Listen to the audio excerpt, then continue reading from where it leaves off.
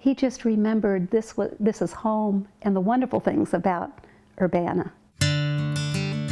Urbana was a much smaller community then. I was trying to guess how many people would have been here.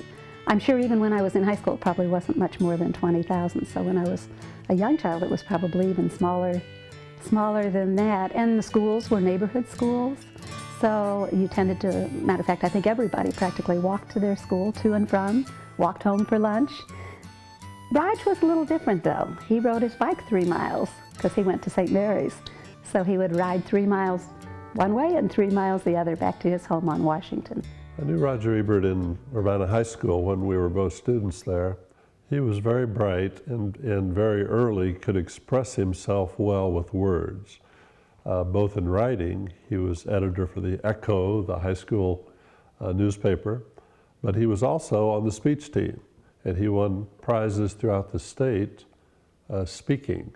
In class, people would get in arguments, and he'd take one side for a while, and then once he'd convinced almost everybody in the class he was right, then he'd switch and take the other side.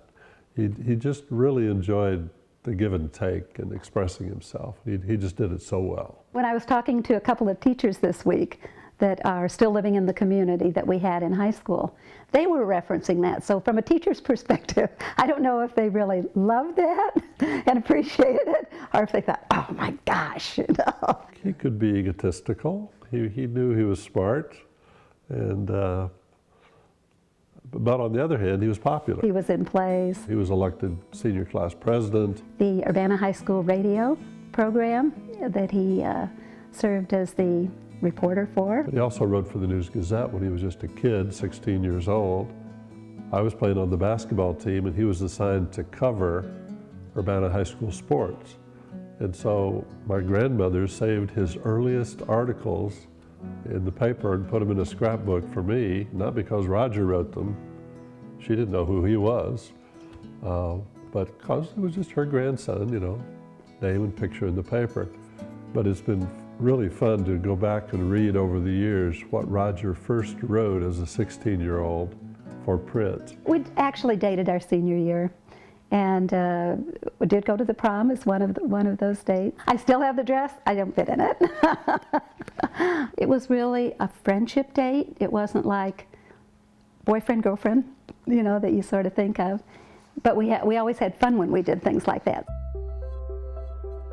He was always very non-athletic personally, but in terms of courage, in his last years he showed amazing courage. After losing his voice, not able to eat or drink, and still doing all that he did. That's a lesson, I think, for the ages.